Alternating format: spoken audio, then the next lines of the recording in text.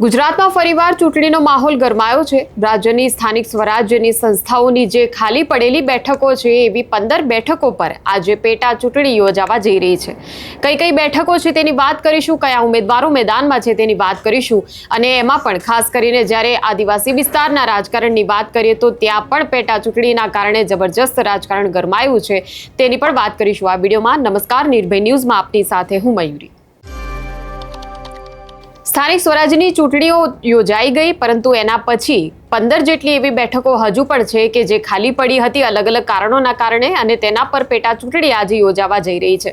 ખાસ કરીને આ બેઠકોમાં છે જૂનાગઢ, દેવગઢ બારિયા, ભરૂચનું નેત્રંગ, વિસનગર નગરપાલિકાની બેઠકો છે, આણંદ જિલ્લા પંચાયતની બેઠક છે અને તાલુકા પંચાયતની પણ બેઠકો જે છે તેના પર પેટા ચૂંટણી આજે યોજાવા જઈ રહી છે। ત્યારે આજના દિવસે મતદાન યોજાશે અને 30 જુલાઈએ તેનું પરિણામ આવશે। ત્યારે આ ચૂંટણીઓને લઈને રાજકીય માહોલ ફરીવાર તેજ બન્યો છે અને આ ચૂંટણીઓને લઈને જે મહત્વની વાતો જે છે, જે ઉમેદવારો મેદાનમાં છે તેની પણ વાત કરીશું। સૌથી પહેલા વાત જ્યારે જૂનાગઢની કરીએ તો જૂનાગઢ મહાનગરપાલિકાના વોર્ડ નંબર 3ની ખાલી પડેલી બેઠક છે કે જેના માટે પેટા ચૂંટણીનું આજે મતદાન યોજાવા જઈ રહ્યું છે।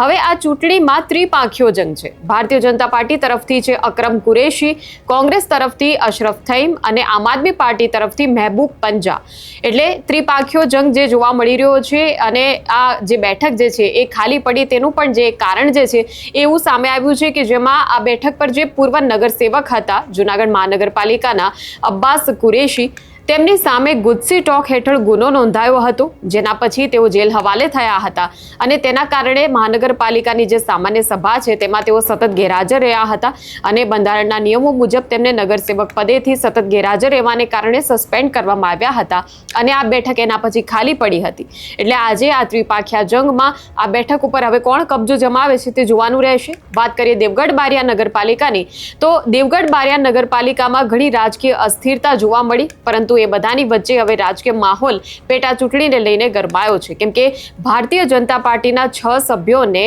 પક્ષાંતર ધારા હેઠળ સસ્પેન્ડ કરવામાં આવ્યા હતા અને તેના કારણે આ બેઠકો ખાલી પડી હતી। હવે જ્યારે પેટા ચૂંટણી યોજાઈ રહી છે ત્યારે રાજકીય સ્પર્ધા જે છે તે ખાસ કરીને જોવા મળી રહી છે ભારતીય જનતા પાર્ટી, કોંગ્રેસ અને અપક્ષ ઉમેદવારો વચ્ચે।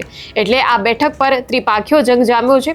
વોર્ડ નંબર 4ની વાત કરીએ તો 2 બેઠકો છે કે જેમાં ભારતીય જનતા પાર્ટી અને આમ આદમી પાર્ટીના ઉમેદવારો વચ્ચે સીધી ટક્કર છે, અને વોર્ડ નંબર 5 જે છે તેની 3 બેઠકો પર ભારતીય જનતા પાર્ટી અને કોંગ્રેસના ઉમેદવારો વચ્ચે સીધો મુકાબલો છે। આમ અલગ અલગ વોર્ડની અલગ અલગ બેઠકો છે, જેમાં ક્યાંક ભાજપ અને આમ આદમી પાર્ટી મેદાને છે તો ક્યાંક ભાજપ અને કોંગ્રેસ મેદાને છે તો ક્યાંક અપક્ષ પણ તેમને ટક્કર આપી રહ્યું છે। હવે વિસનગર નગરપાલિકાની બેઠકની જ્યારે વાત કરીએ તો વોર્ડ નંબર 1ના નગરસેવક દીપક મોદી કે જેમનું અકાળે અવસાન થયું અને એના પછી આ બેઠક જે છે તે ખાલી પડી। હવે વિસનગરની જે ચૂંટણી જે છે આ પેટા ચૂંટણી એ એટલા માટે મહત્વની છે કે વિસનગર જે છે એ ભારતીય જનતા પાર્ટીના નેતા ઋષિકેશ પટેલનો ગઢ ગણાય છે। એટલે ભારતીય જનતા પાર્ટી તરફથી હવે વિસનગરની આ બેઠક કબજે કરવા માટે નીતિનભાઈ મોદી મેદાનમાં છે, તો કોંગ્રેસ તરફથી અજમલ ઠાકોર મેદાનમાં છે। એટલે બંને પક્ષ વચ્ચે હવે સીધી સ્પર્ધા આ વિસનગરની બેઠક ઉપર જોવા મળી રહી છે। એટલે વિસનગરના પરિણામો જ્યારે આવશે એ પરિણામો જાણવા ખૂબ જ રસપ્રદ જોવા મળશે। વાત કરીએ આણંદની, આણંદ જિલ્લા પંચાયતની પાળજની બેઠક જે છે પેટા ચૂંટણી છે, તેમાં ભારતીય જનતા પાર્ટી તરફથી સુમિત્રાબેન પટેલ, કોંગ્રેસમાંથી બિપિન પરમાર વચ્ચે સીધી ટક્કર છે। એટલે અહીંયા મેદાને છે ભારતીય જનતા પાર્ટી અને કોંગ્રેસ, બંને ઉમેદવારો વચ્ચે સીધી સ્પર્ધા છે। હવે વાત કરીએ આદિવાસી વિસ્તારની, કેમ કે આદિવાસી વિસ્તારનું જે રાજકારણ છે તેના કારણે પણ ગુજરાતભરમાં જે છે એ રાજકીય માહોલ ગરમાતો હોય છે। ક્યાંક આખા ગુજરાતની નજર આદિવાસી વિસ્તારો પર હાલ એટલા માટે છે કેમ કે આમ આદમી પાર્ટીના જે ધારાસભ્ય છે ડેડિયાપાડાના ચૈતર વસાવા તે જેલમાં છે અને ખાસ કરીને સ્થાનિક સ્વરાજની ચૂંટણીમાં જે રીતે આમ આદમી પાર્ટીનું જે વર્ચસ્વ આદિવાસી વિસ્તારોમાં વધ્યું હતું તેને લઈને એ વર્ચસ્વ ફરીવાર આમ આદમી પાર્ટી જ્યારે ચૈતર વસાવાની ગેરહાજરી છે ત્યારે સ્થાપી શકશે કે કેમ ફરીવાર તે જોવાનું છે। એટલે ભરૂચના નેત્રંગમાં હવે પેટા ચૂંટણી જે છે તાલુકા પંચાયતની તે યોજાઈ રહી છે બિલોઠી બેઠક ઉપર। એટલે બિલોઠી બેઠક ઉપર આમ આદમી પાર્ટી, ભારતીય જનતા પાર્ટી અને કોંગ્રેસ ત્રણેયના ઉમેદવારો વચ્ચે ત્રિપક્ષીય જંગ અહીંયા જોવા મળી રહ્યો છે। એટલે નેત્રંગની અંદર ખાસ કરીને જ્યારે આપણે વાત કરીએ છીએ ચૂંટણી પ્રચાર માટે ચૈતર વસાવાના જે ધર્મપત્ની છે વર્ષા વસાવા અને શકુંતલા વસાવા એ બંને પણ ચૂંટણીના મેદાનમાં પ્રચાર માટે ઉતર્યા હતા અને બિલોઠીના ઘરે ઘરે જઈને જે રીતે તેમને પણ બિલોઠીની જનતાએ સમર્થન આપ્યું હતું અને હાલમાં જ્યારે શકુંતલા વસાવાના જામીન પણ થયા છે ત્યારે એ વાતને લઈને શકુંતલા વસાવા જ્યારે પ્રચાર માટે નીકળ્યા હતા ત્યારે બિલોઠી ગામની જનતાએ તેમને ખૂબ જ ઉષ્માભેર આવકાર આપ્યો હતો. એટલે આ બધાને લઈને હવે બિલોઠીનું જે રાજકારણ જે છે અને તેને લઈને આખા ભરૂચ જિલ્લાનું જે આદિવાસી રાજકારણ છે તેના પર એક મોટી અસર આ પેટા ચૂંટણી કરી જશે એવું હાલના માહોલ ઉપરથી લાગી રહ્યું છે.